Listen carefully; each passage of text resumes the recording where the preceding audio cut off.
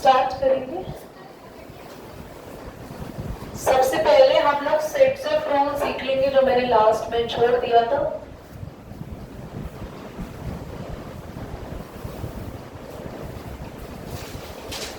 सिर्फ समझना है बेटा आपको, you have to be very much focused here.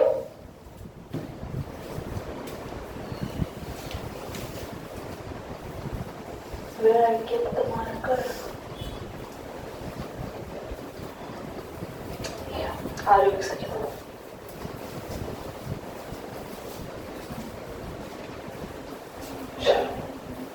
मैंने आपको पढ़ाया था कि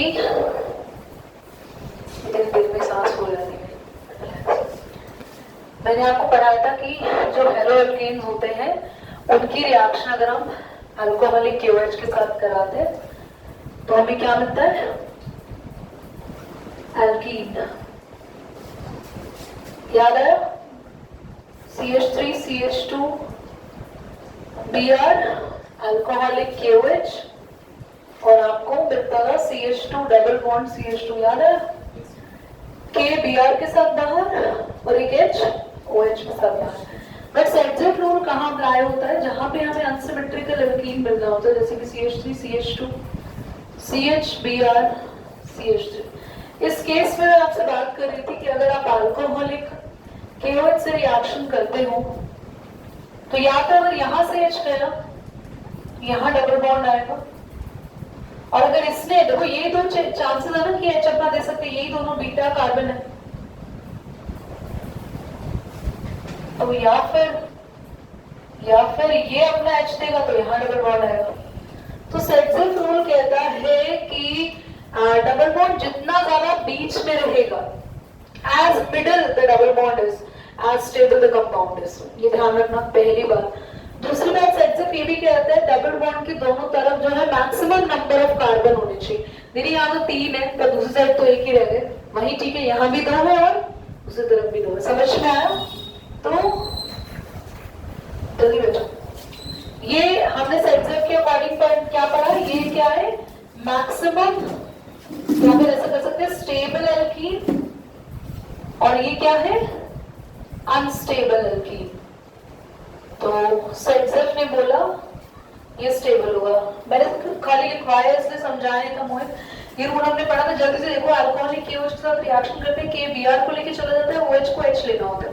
अब या तो इधर से जाएगा या इधर से जाएगा H, तो अगर यहाँ से गया तो यहाँ डबल बॉन्ड आ जाएगा, Br और H चला जाएगा। तो यहाँ से H गया तो इधर डबल बॉन्ड आएगा। तो डबल बॉन्ड जितना सेंट्रल में होता है उतना ज्यादा स्टेबल कंपाउंड होता है। तो this will going to be the answer, this is not. ठीक है, आगे ये कंप्लीट हो गया सेट्स रूल। आप लोग बाद में इसको, जहां मैंने 3 लाइंस आपको लेफ्ट लिखवाने को बोला वहां नोट कर लेना। ठीक है, यहाँ पे एक लाइन लिख भी देते हैं, अकॉर्डिंग टू दिस रूल। लिखवाया ना मैंने कॉपी में, अकॉर्डिंग टू सेट्स रूल। हाँ, अकॉर्डिंग टू, भाई सेट्स की ना स्पेलिंग एक बार चेक कर लेना बुक में क्या है। SAYT है ना? हाँ, according two sets rule maximum alkyl group substituted double bond from both sides or as center as the double bond, stable will be alkene. ये हो गया सेट्स। इसके बाद हमने पढ़ा है रिएक्शन विथ एक्टिव मेटल।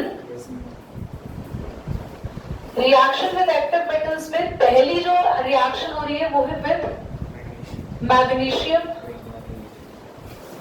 तो बेटा जैसे आप CH3 CH2 Br reaction Mg के साथ कराते हैं तो ये बन जाता है CH3 CH2 MgBr। Dry ether की प्रेजेंस में रिएक्शन होगी और इसको बोलते हैं Grignard reagent. What is Grignard reagent? Grignard reagent होता है RMgBr, मतलब चेन के साथ MgBr लगना। नेम होगा ethyl magnesium bromide. Grignard reagent एक ऐसा इंपॉर्टेंट कंपाउंड है कि इसको आप खुले में ऐसे एटमॉस्फेयर में नहीं रख सकते, क्योंकि ये इतना रिएक्टिव है कि वाटर से भी रिएक्ट कर देगा, ऑक्सीजन से भी रिएक्ट कर लेता है। इसलिए स्पेशली जब इसकी रिएक्शन कराते हैं तो इनर्ट एटमॉस्फेयर में कराते हैं। ड्राई ईथर भी इसलिए लिए जाते हैं क्योंकि ड्राई ईथर के साथ रिएक्शन इसका नहीं होता है, और ड्राई मतलब इनफा जो आपका एटमॉस्फेयर भी ऑटोमेटिकली वहां पे वाटर भी नहीं होगा। Is that clear? सेकेंड है विद मैग्नीशियम विद सोडियम। तो विद सोडियम के साथ वुड्स रिएक्शन है, डबल करना पड़ेगा हमें इसको। ये सब बच्चों को आती है रिएक्शन, याद आया? ये चेन आपकी डबल हो जाएगी। मैंने आपको एक ड्रॉबैक लिखवाया है इसका। ड्रॉबैक क्या कि इसमें हमेशा इवन नंबर ऑफ कार्बन ही मिलता है, क्योंकि डबल में तो इवन ही मिलेंगे हमेशा। किसी ऑड का भी डबल करोगे तो भी इवन होगा, इवन का भी डबल करोगे तो भी इवन ही होगा। लास्ट है रिएक्शन विद एक्टिव मेटल्स। इन्हें आपने ऊपर वालों को एक्टिव क्यों लिखवाया? वो एक्टिव नहीं है, रिएक्टिव है। एक्टिव मेटल्स है कौन? लिथियम, जिंक, मरकरी, और भी मैंने कुछ लिखवाया था, लिथियम, लेड, maybe, etc. और भी हो सकता है।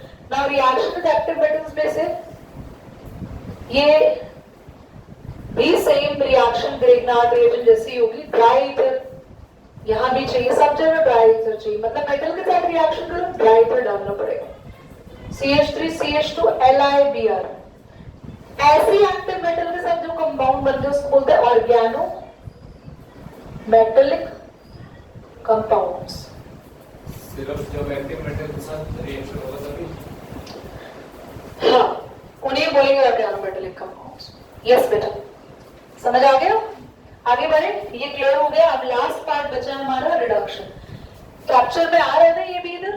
हाँ, हम बात करेंगे रिडक्शन की। रिडक्शन का मतलब क्या होता है? एडिंग ऑफ हाइड्रोजन, H का ऐड होना, बस वो कर रहे हैं सिंपली। तो आपको लेना CH3 CH2 Br। दो तरीके, मतलब दो रिएक्शंस को कंबाइन कर रही हूं मैं। ये वाली रिएक्शन किसके साथ हो रही है? H2 लिख दो डायरेक्टली, H2। तो भाई H2, ये काम करो ना, ये नोट ही करो सेंटर वाला, वरना बहुत ज्यादा घिचपिच हो जाएगा। तुम इसको करते रहना बेटा लास्ट तक ना, अगली क्लास में ही बैठ जाना है। ध्यान से देखो, रिडक्शन का मतलब होता है addition of hydrogen.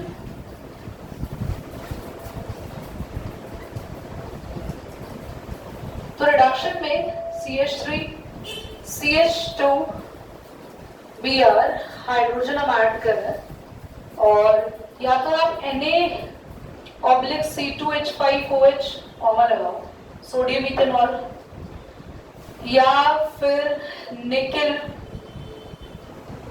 Palladium, platinum की प्रेजेंस में 523 केल्विन पर, या फिर जिंक कॉपर कपल बोलते हैं इसको, और एक H एक Br के साथ बाहर, और Br की जगह एक H लग जाएगा। आप देख रहे हैं आपको मिल गया हाइड्रोकार्बन, एल्केन, पूरा पूरा एल्केन, जिसमें से हेलो बढ़ चुका है। यहां भी लास्ट आयोडीन वाले केस में एक स्पेशलिटी, एक अलग रिएक्शन है। इसमें ऐड तो H ही हो रहा है, पर थोड़ा डिफरेंट तरीके से। इसमें HI के साथ रिएक्शन है, तो I2 एज अ गैस बाहर और वेपर बाहर, CH3 CH2, ये बन जाएगा एक H लेके। समझ में आया तो बताओ, बोलो, क्लियर? करिए लो। 570 इधर देखो, तुमने पढ़ के भी गलत बताया। हेलो एल्केन्स को ले रहे हैं हम लोग, हम पढ़ रहे हैं rearrangement, last chemical property. You are taking haloalkanes.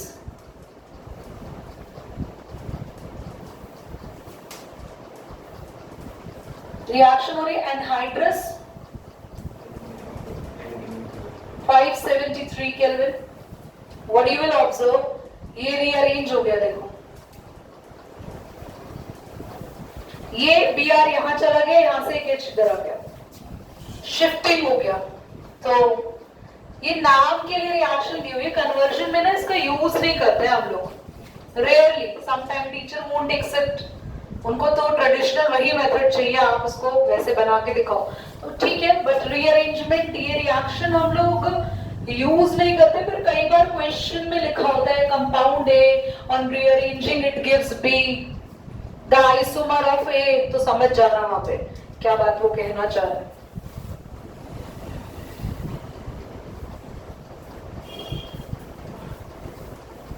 लिख लोगे सारा एज इट इज?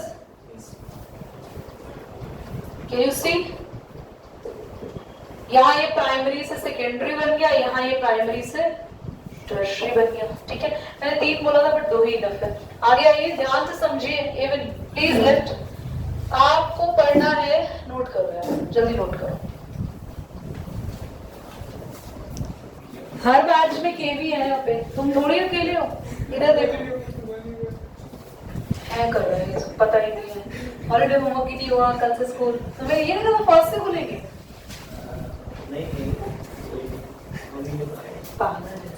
मम्मी देखेंगी 12th क्लास के बच्चे का मैसेज?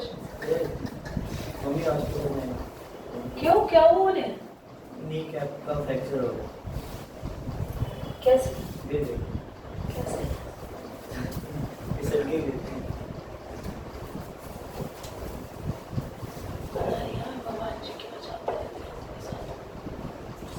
लिख लिख के ना आदत, देखो ये लिख रही हूँ मैं, मतलब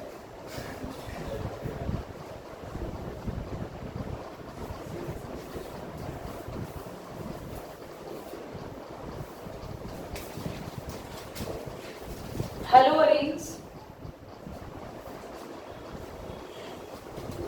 हेलोअल्केन्स, कौन ज्यादा रिएक्टिव होगा?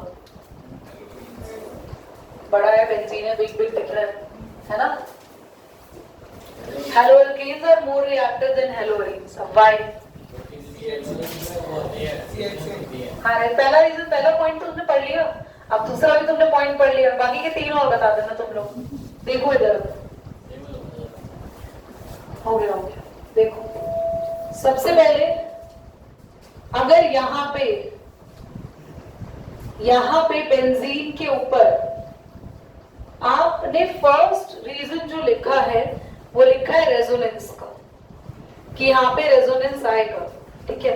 तो ये रिएक्टिव तो तब होंगे जब ये अनस्टेबल है, पर ये उल्टा ज्यादा स्टेबल है, ये थे अनस्टेबल। तो हमें प्रूव करना है ऐसे कुछ पॉइंट्स और ये बताना है कि क्यों हेलोअल्केन्स अनस्टेबल है कंपैरिजन टू हेलोअरीन्स।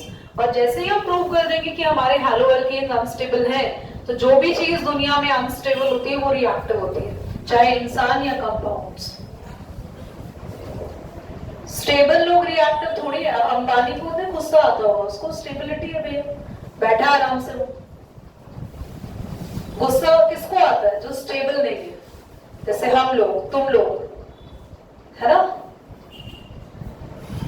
और जो बहुत ज्यादा अनस्टेबल पर्सन्स को और ज्यादा गुस्सा आता है। ये बात सुन के तो मैं मेरे पे अप्लाई कर रही हूँ, शायद मेरी स्टेबिलिटी तो बिल्कुल ही खराब हो चुकी है, मुझे इससे स्टेज में आना पड़ेगा। कैसे?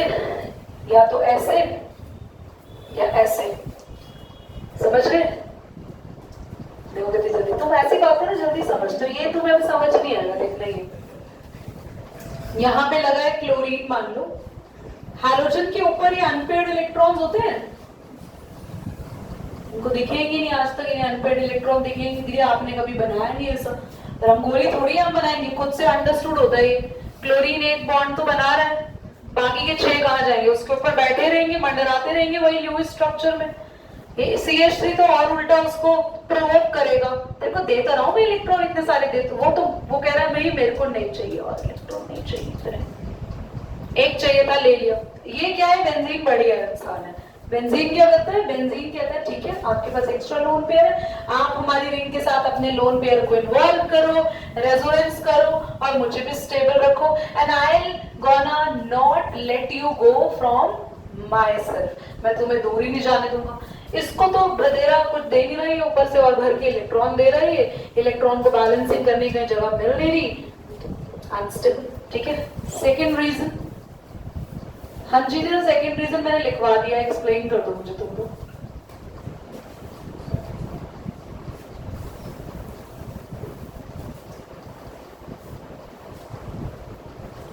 बेटा 2 मिनट का मेरे लिए मौन रखा है, तो अब वापस आ जाओ। चल रहा है, लंबा चल रहा है, यही हूं मैं। बताओ,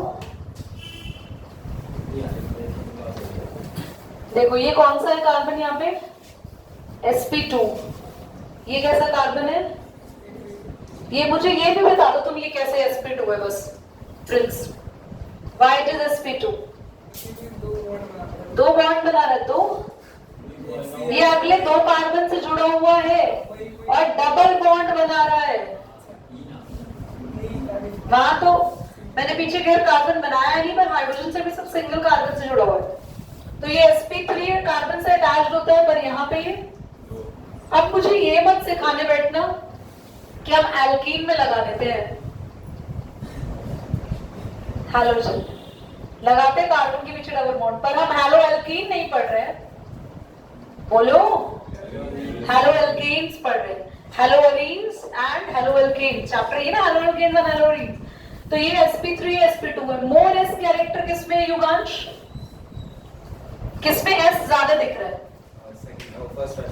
इसमें इसमें P कम है, एस ज्यादा होगा, और इसमें P ज्यादा एस कम होगा। बिल्कुल सही, तुक्का लगाया था तुमने तो।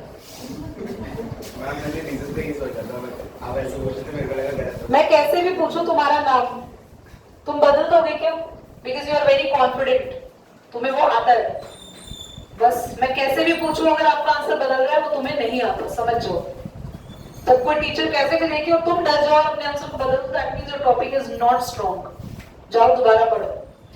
मोर S character, less S character. S character के ज्यादा होने से क्या होता है, केमिस्ट्री में जभी भी, ये तो कुछ हिंदी नहीं, केमिस्ट्री में कभी भी अगर हम लोग एस कैरेक्टर की बात करते हैं, तो एस कैरेक्टर का मतलब हुआ न्यूक्लियस के सबसे पास वाले सबशेल का कैरेक्टर, और न्यूक्लियस के सबसे पास वाले सबशेल के पास